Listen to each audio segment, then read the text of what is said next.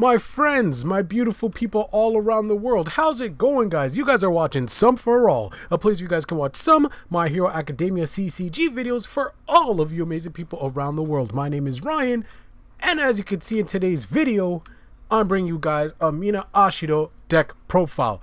There you go. For anybody that just wants a deck list, boom, take a screenshot. There you go. If you guys want the more in-depth, you guys can go ahead and stick around and keep watching the video. Keep supporting your boy. And I know you guys have been supporting me because we're already almost at 300 subscribers, guys. Let's go. Let's go, guys. We're almost at 300 subscribers. Thank you so much. It honestly means so much to me that you guys are showing me so much love, so much support. Already almost at 300 subscribers. You guys are leaving comments, you guys are leaving likes, and because of that, I'm going to continue to grind for y'all. And don't worry, Aizawa deck profile on the horizon. We got a ton more deck profiles on the horizon, but come on, if you guys know me, you know Mina Ashido is one of my favorite characters. And because Mina is one of my favorite characters, I have to drop a deck profile on her first. I'm sorry, I know you guys are asking for Aizawa, but I mean, Mina Ashido is just one of my favorites. Can you guys blame the kid? Can you guys blame me? Okay, so with Mina Ashido, she's interesting, right? If you guys remember when I was doing my card preview for her, I told you guys I wasn't too excited for her. And even now that I've played her and I've built her, she seems fun, but it's very RNG based.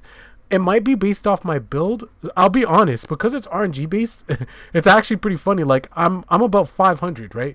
I've played 4 matches with this deck so far, so not a big sample size, but I've won 2 and I've lost 2. And in the 2 games I've won, I got pretty lucky. In the 2 games I lost, I was not as lucky. Self-explanatory, right? So I do wonder if as time goes on, as more cards come out, Mina Ashido will actually get stronger. Or if she's actually still good right now, but with the right build. Now, how did I decide to build her? I decided to build her with the life symbol. And the reason for that, I will get into. But before I get into that, why is she so RNG based? Well, if you don't know, so first off, she has a hand size of 7, a health pool of 20, right? So she's a pretty aggressive character. But the reason why she's a little bit of a RNG character is because of her response. Once per turn, discard 1 card. After you check a card, you may play it as your next form this turn with no check necessary. So you basically get to play it for free.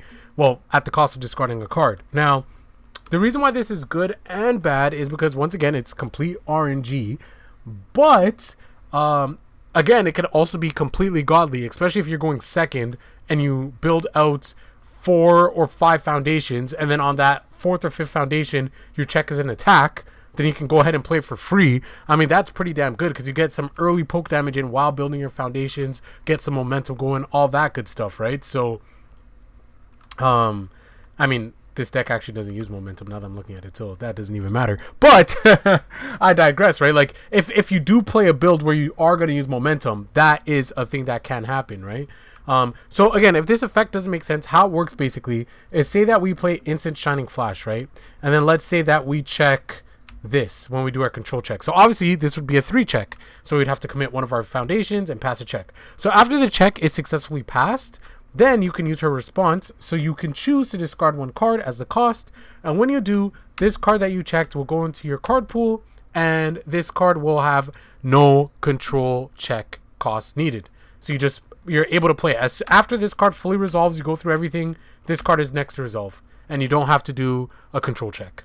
So that's really good, right? You basically get to play for free at the cost of discarding a card. Of course, discarding a card from your hand obviously makes it harder for you on the defensive end. She's already a pretty squishy character. To make up for that, her enhance gives her +1 speed on her attacks, which is pretty damn good. But then you also get +1 health if it deals damage. So that's kind of the offset. I don't know if that +1 health is enough. I personally, maybe this is just my bias, maybe it'd be too strong.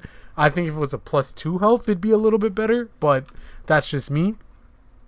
But here is my idea for her. So I decided to build her around life because my idea is I want to get to these attacks as fast as possible and dig for them as fast as possible. And to do that, I wanted to make sure that I'm building really solid and consistent boards on my first turn, and hoping that on that 4th or 5th foundation I'm able to hit one of these attacks if I go second. So that's why I'm running so many of these spammable foundations. And it turns out that Life, out of all her symbols, Life has the most spammable foundations. So we're running 4 Release, 4 Tight-Lipped, 4 Precious Lesson, 4 Self-Sacrifice, 4 Observant Student, and 4 Infinite Potential. So these are our spammable foundations. Ideally, on your first turn, you want to build 4 to 5 foundations. If you can build 5 foundations, that is ideal. That's honestly ideal from what I've experienced. You want to build 4 to 5 foundations, and then on that 5th foundation or 4th foundation, if you do flip an attack, you can go ahead and use the attack, right? So those are the spammable foundations. In terms of our other foundations, so we could just finish that up, I do play 4 first villain encounter, which I think is really good because once you commit it, you get +1 speed, +1 damage, which is good. We already get the +1 damage from Mina as well for our attack. But then our next rage attack this turn gets -1 difficulty, and I decided to go with Aoyama package, and all of his attacks are ranged. I also decided to go for Frog Lashing, which I'll get into as well, which is also a range attack. So again, all of these are range attacks, so all of my attacks will get -1 whenever this goes live, and whatever attack I'm using will get +1/+1, right? So it's not too bad. Then I have 2 Rescue Complete. Very similar, commit 1 foundation. This attack gets +1 or -2 speed. Good on defense, good on offense. So yeah, I really like this card.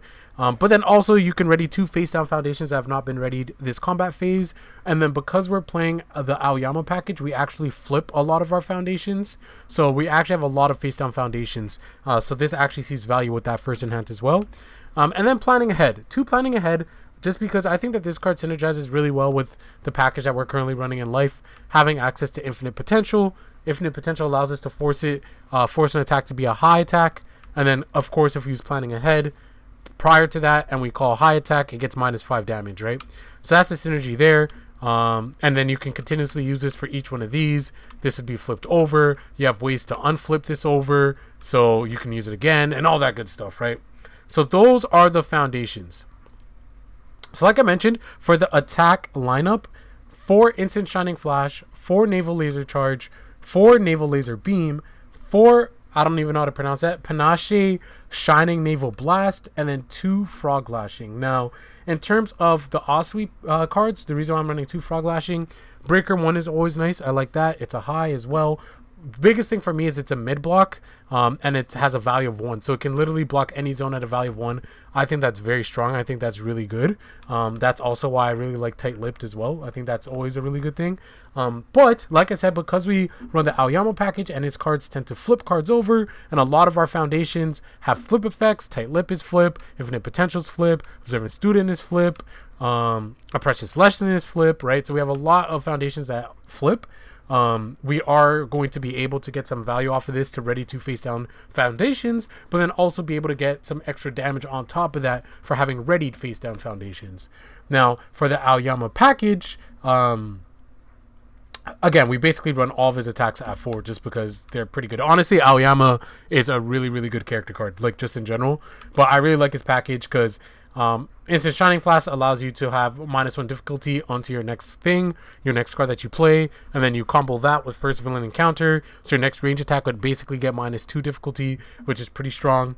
Naval Laser Beam, which is really good. Breaker 2 as well. You can unflip 2 of your foundations with this. Then you can flip a foundation and get +2 speed, flip a foundation and get +2 damage. This card's really nutty. Naval Laser Charge, which is a low. So this is the only thing that we can use with momentum. Like, we build momentum. I mean, you can get +3 health, which is nice. That's a life aspect of it. Of course, you're going to be gaining life whenever your attacks deal damage with Mina Ashido to try to keep you to survive. But ultimately, this is also nice because it gets +1/+1 if you flip the foundation, which you're most likely going to be doing with this deck. Like I said, there's multiple ways to flip stuff, so that effect is always going to be live. And then Naval Blast, flip 1 foundation. This attack gets +1/+1, and your rival discards 1 foundation. So that is the deck. What I want to do is hop real quick onto the board and kind of show you what a first turn would look like. Alrighty then. So let's go ahead and move Mina Ashido over here. Go ahead and grab our deck. Shuffle it a bit. She has a hand size of 7, so let's go ahead and draw 7 cards. So this is our starting hand. What would I do with this hand? I'd probably put back my 2 attacks. Throw those away. Draw 2. Nice. Throw these back in. Shuffle up. Ideally, you want to go second, so I'm going to have her starting committed. Oh, sorry, not committed. So how would I play this? I would probably use planning ahead on a 3. Check. It passes. Now, obviously, we technically could use Mina Ashido's effect here, but again, there is not really that much value. I mean, you technically could, because the progressive difficulty curve is still going to be really, really smooth, because we have a bunch of 1s and we have 0. So in a world, you could actually use her effect, get this to go through, and then you'd be able to just play this and then continue going, building your foundations up. But just for example's sake for this video, or for this little example, we'll just keep building foundations. So then we'll do observant student. That will check. Again, we could do it again. Precise lesson. Check. Then we will go ahead and do another precise lesson. Check. So now I'm going to play one of my 0 foundations and then hope I actually get an attack here. So we check this. Boom. I didn't get an attack, but it still checks through. Let's just be super nutty. Let's just be super nutty and see if we check a 5 here. Boom. We don't check a 5, but we could commit our Mina, and then we get all of these foundations.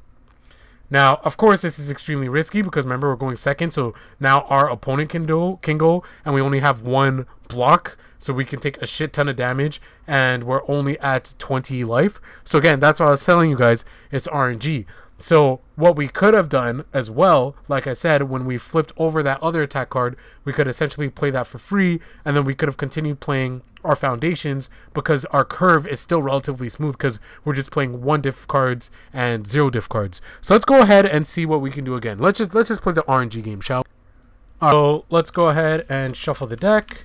Start uncommitted. Draw 7. Boom. Alright, let's just play this out. Let's say we don't send anything back, right? So let's just play this out for fun. RNG. So on a 2. Whoops. That is not what we wanted to do. Okay, so on a 2, that passes. Then let's say I want to play... Would I play 2? Yeah, I mean, I would probably play this again. So boom, that checks, right? On a 3. So now, just for argument's sake, let's say we go ahead and go... Okay, Mina Ashido effect. Let's go ahead and discard 1 card, right, as the cost. This would come up here.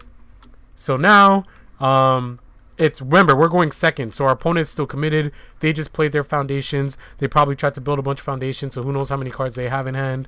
But now we get to use this at no cost. We get our first enhance. Since we can't use it to enhance because we have no foundations, what we would do is just use Mina Ashido's. So we would just give it +1 speed. So it'd become a 5 speed high for 4 damage going second. And then if it dealt damage, we can go ahead and go to 21. If it didn't, it gets blocked. Great. We took a resource out of our opponent's hand, which is always nice. But then we could just continue, right? So we already built 2 foundations. So let's try this on a 4. We can go ahead and commit Mina since we already used her. Let's try this on a 5. It checks. And then let's try this on a 5 for fun. It checks. Right? So again, we're in the same situation. I'm just telling you guys theoretically this is something you can do. Is it ideal? Probably not. Because again, now your opponent can attack. You only have 1 block in hand, right? But we built 5 foundations. And we had a successful attack, or we made an attack going second, and now we have momentum potentially, right? So, I mean, this is just some of the things that you can do. And then the cards that I chose as well, the blocks are really good. So if you do keep them in your hand, then it is really good. Because let's say we go again, it's our turn, whatever. Let's say we didn't take any damage, like whatever. You're obviously going to take damage if you're in this situation, right?